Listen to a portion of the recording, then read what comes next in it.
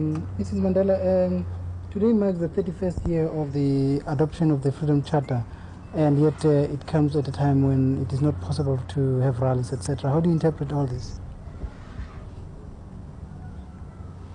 The 31st year anniversary of the Freedom Charter comes about at a time when our country's political situation is as grim as it is.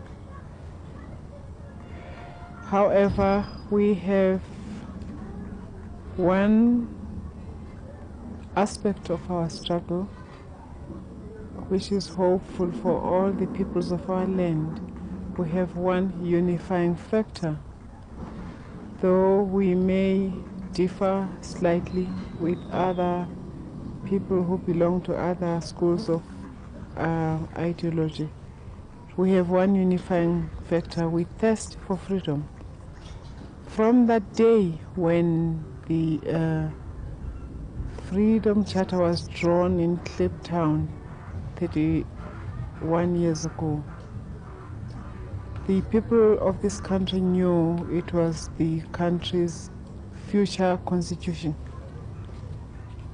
We have no doubt whatsoever that we are going to attain those aspirations. We know that the violence of today, the acts of terrorism perpetrated by the racist minority fascist Pretoria regime, are acts of the last kicks of a dying horse, and that we are going to take over this country.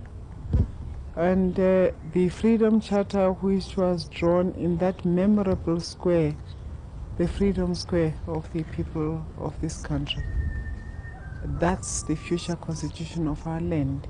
A constitution which is most democratic, a constitution that embodies the aspirations of each and every one of those who thirst for freedom, a constitution that accepts the reality of our situation, that this country belongs to all who live in it.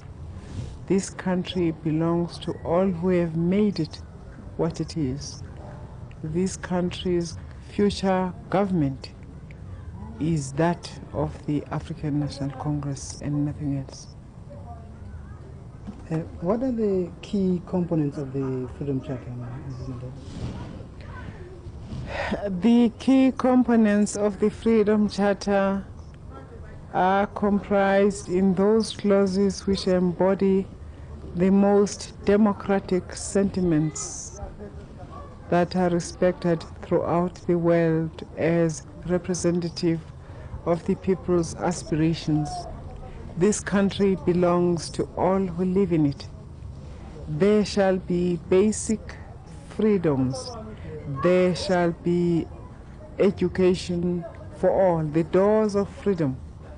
The democratic doors of freedom shall be open to all. The wealth of our country, which is enough to cater for all its inhabitants, shall be distributed evenly amongst all. Housing shall be available to all.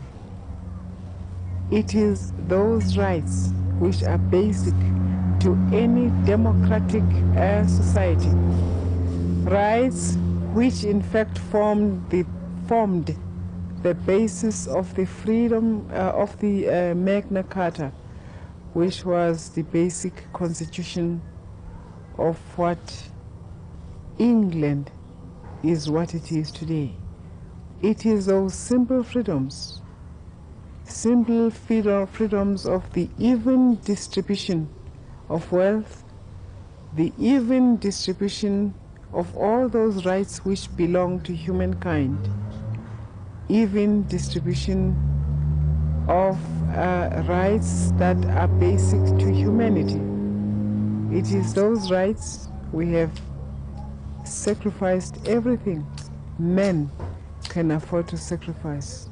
It is those rights we have been fighting for. Those are the basic rights of any democratic society. Our country shall belong to all who live in it, and our country's future constitution is the sacred document, the sacrosanct document of the oppressed people of our land, the Freedom Charter, which was drawn today, 31 years ago.